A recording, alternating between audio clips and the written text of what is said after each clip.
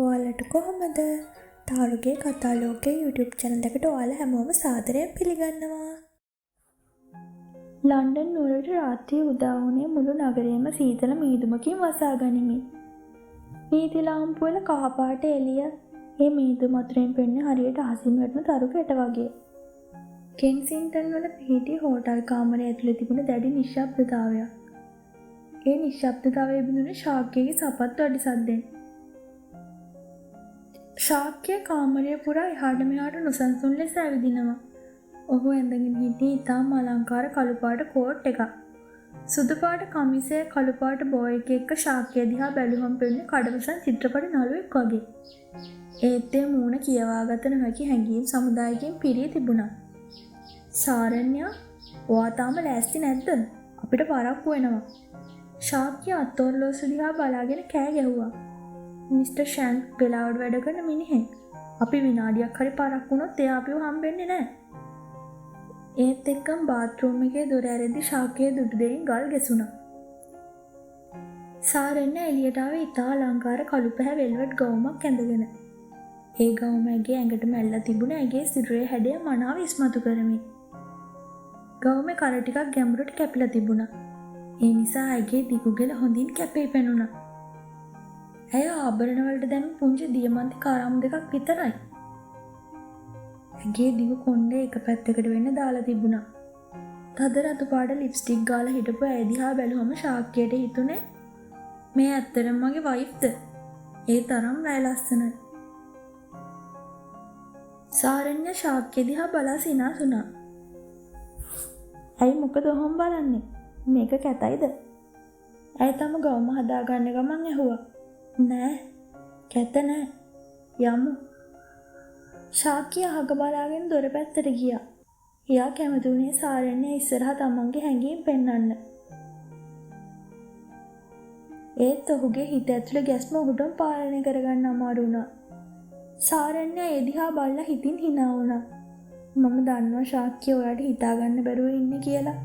ඔයාගේ ওই ගල් හිත ටිකෙන් ටික දිය වෙන්න පටන් අරන්. ඔවුන් හෝටලෙන් එළියට ඇවිත් ශාක්‍ය කුලියටගත් මොටර රථයට නැග්ගා. වාහනේ ලන්ඩන් නුවර ප්‍රධාන වීදියක් වන ඔක්ස්ෆර්ඩ් ස්ට්‍රීට් හරහා ඇදෙන්න ගත්තා. අහගන්න සාරණ්‍ය, ශාක්‍ය සෙමෙන් නමුත් පැහැදිලිව කතාව පටන් ගත්තා. මිස්ටර් ෂැන්ක් කියන චීන බිලියනපතියෙක්. හැබැයි මිනිහා සල්ලි වලට වඩා කලාව විශ්වාස කරන කෙනෙක්. එයා ළඟ තියෙනවා අර බාප්පා කිව්ව ද විපින් ඒන්ජල් කියන චිත්‍රය. ඒක ඇඳලා තියෙන කිසි කෙනෙක් නොදන්න චිත්‍ර ශිල්පියෙක්. මිනිස්සු කියන විදිහට ඒ චිත්‍රයේ පුදුමාකාර දුකක් තියෙනවා. දුකක්? සාරණ්‍ය ගැස් ලොකු වුණා. ඔව්. ඒ චිත්‍රය දැකපු හැමෝම කියන්නේ ඒක දකින්නකොට ලොකු දුකක් ඇති වෙනවා කියලා. කොහොම වුණත් ෂැන් ඒකට කාටවත් දෙන්න කැමති නැහැ. බාප්පට ඕන කොහොම හරි එක ගන්න. අපේ ටාගට් එක ෂැන්ව කැමති කරගන්න එක. බය වෙන්න එපා. චිත්‍රයකට ආත්මයක් තියෙනවා නම් ඒ ආත්මයත් එක්ක කතා කරන්න මම දන්නවා. සාරණ්‍ය ශාක්‍යගේ අත උඩින් එයාගේ අත තිබ්බා. ශාක්‍යගේ අත සීතල වෙලා තිබුණා. සාරණ්‍යගේ උණුසුම් අත වැදුනම ශාක්‍යයට දැනෙන ලොකු සහනයක්. එයා හිමින් සාරණ්‍යගේ ඇඟිලි අතර තමන්ගේ ඇඟිලි යවුවා. ඒක ආදරයකට කළා නෙවෙයි. බයට කරපු දෙයක් වගේ පෙනුනත් දෙන්න අතර තිබුණ පවුර එන්න එන්නම තුනී වෙමින් තිබුණා. රොයල් ඇල්බර්ට් හෝල් එකේ පැවති මේ කලා ප්‍රදර්ශනය සහ වෙන්දේසිය ඇත්තටම රාජකීය උත්සවයක් වගේ. එතනට ඇවිත් හිටියේ බ්‍රිතාන්‍යයේ ඉන්න ධනවත්ම ව්‍යාපාරිකයෝ, කලාකරුවෝ සහ ප්‍රභූවරු. කාන්තාවන් වටිනා ගවුම් ඇඳගෙන, පිරිමි අය කෝට් ඇඳගෙන ෂැම්පියන් වීදුරු අතේ තියාගෙන කතා කරමින් හිටියා. ශාක්‍ය සහ සාරණ්‍ය අතුරට ගියා. සාරණ්‍යගේ ලස්සන දැකලා ගොඩක් අය දෙවරක් හැරි ඇය දෙස බැලුවා. ශාක්‍යයට දැනුනේ ආඩම්බරයක්. ඔහු සාරණ්‍යගේ ඉනවටේ අත දාගෙන ඇයව තමන්ට තවත් ලං කරගත්තා. අර ඉන්න මිනිහා ශාක්‍ය රහසින් කෙනෙක්ව පෙන්නුවා. ශාලාවේ කෙළවරේ ආරක්ෂකයින් 4 දෙනෙක් මැද හිටගෙන හිටියේ මිටි වයසක චීන ජාතිකයෙක්. ඔහු ඇඳගෙන හිටියේ සාම්ප්‍රදායික චීන ඇඳුමක්. අතේ සැරයටියක් තිබුණා. එයා වටේ හිටපු බ්‍රිතාන්‍ය ජාතිකයෝ ඔහුට ගරු සරදක් වනව පෙනුණා. මිස්ටර් ෂැන්ක්. ශාක්‍ය ෂැන් ළඟට ගියා. ආරක්ෂකයින් හරස් වුණා. Excuse me, Mr. Shang. I am Shakya Senanayake. ෂැන් හිමින් හැරිලා බැලුවා. එයාගේ හරිම තියුණුයි. සේනානායක? ක්‍රිෂාන්තස් කසින්. ෂැන්ගේ ඉංග්‍රීසි උච්චාරණය හරිම පැහැදිලි. Yes sir, my uncle sent me. මන් දන්න ඔයා මෙතෙන්ට ආවේ ඇයි කියලා.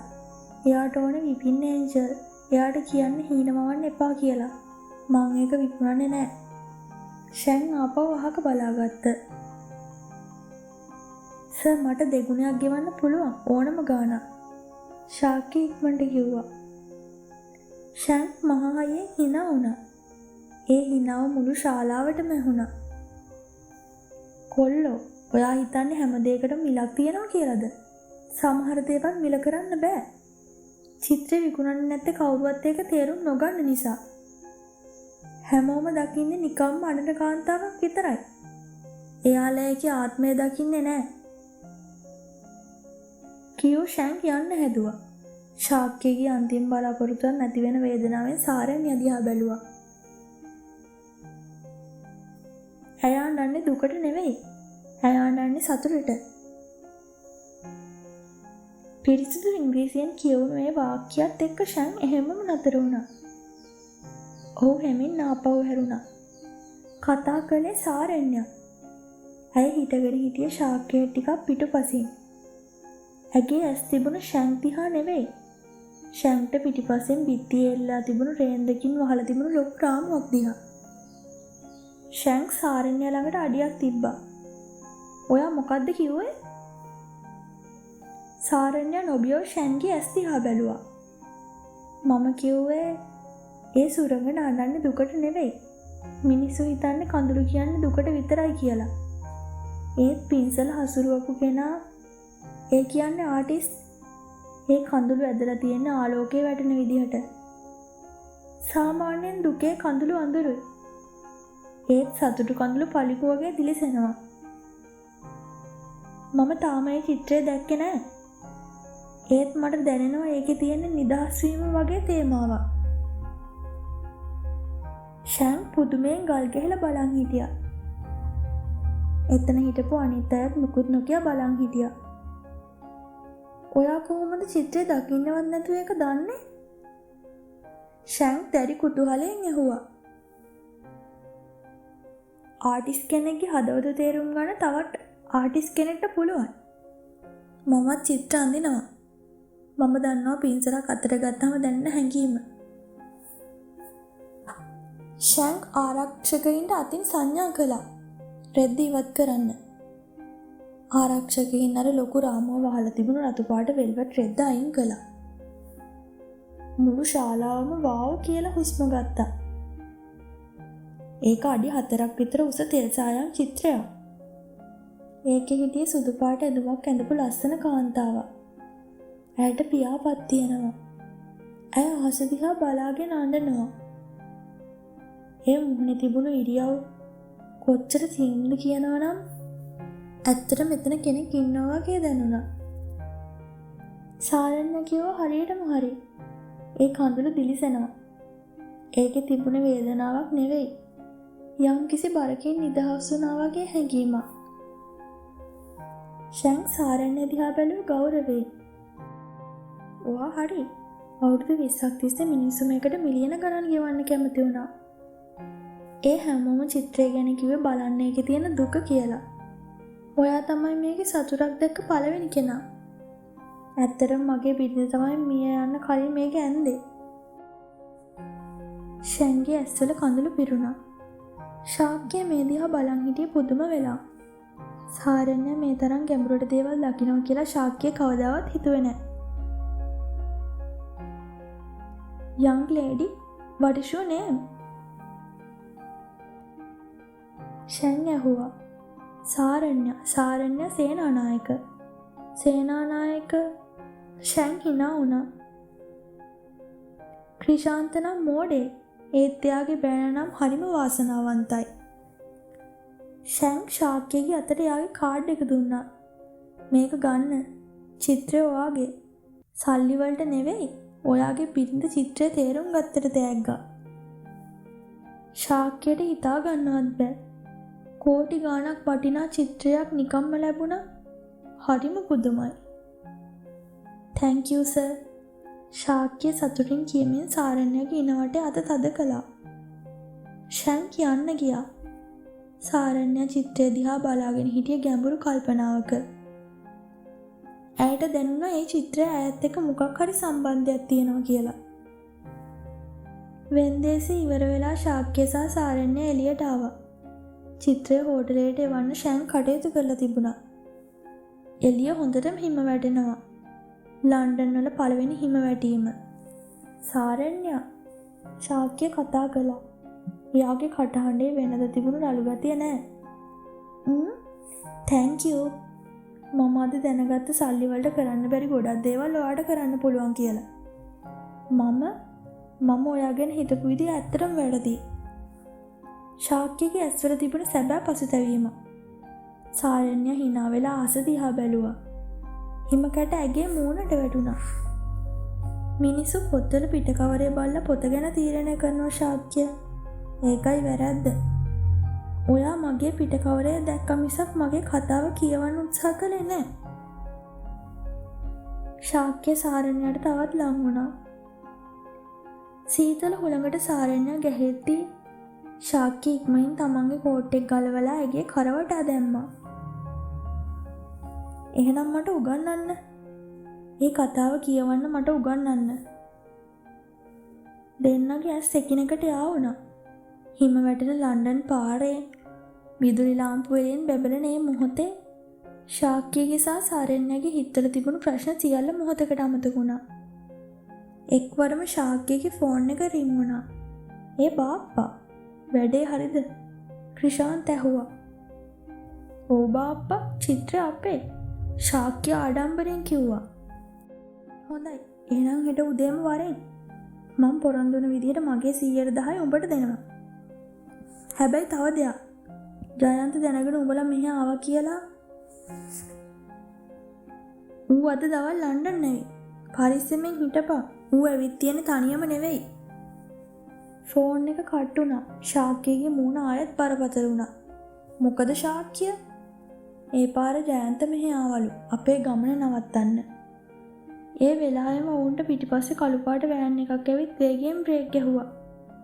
වෑන් එකේ දොර ඇරිලා කළු ඇඳගත්ත මිනිස්සු 4 දෙනෙක් එළියට පැන්නා. ඔවුන්ගේ අතේ තිබුණ යකඩ පොළු. "ශාක්‍ය දුවන්න!" සාරණ්‍ය කෑ ගැහුවා. නමුත් පරක්කු වැඩි. ශාක්‍ය සාරණ්‍යව තල්ලු කරලා ඉස්සරහට පැන්නා. ශාක්‍යගේ පරණ දඩබ්බර ගතිය ආයෙත් මතුවුණා. ඔහු එකෙක්ට පයින් ගැහුවා. ලන්ඩන් වල සුකෝප්පුවගේ විදිහකට මැද මහරෑ මැර ප්‍රහාරයක්. ශාක්‍ය තනියම 4 දෙනෙක් එක්ක සටන් කරනවා. සාරණ්‍ය බයෙන් වෙවුලමින් කෑ ගැහුවා. එකෙක් ශාක්‍යගේ ඔළුවට පොල්ලෙන් ගහන්න හදද්දී සාරණ්‍ය තමන්ගේ අතේ තිබුණු බෑග් එකකින් දමල ගැහුවා. ඒ පාර වැදුනේ මැරියාගේ ඇහැට. "යමු ඉක්මනට." ශාක්‍ය සාරණ්‍යගේ අතින් නැදගෙන හිම පිරුණු පාරේ දුවන්න ගත්තා. ඔවුන් පටු පාරක් දිගේ දුවලා ගිහින් හැංගුනේ පරණ ගොඩනැගිල්ලක් අස්සේ.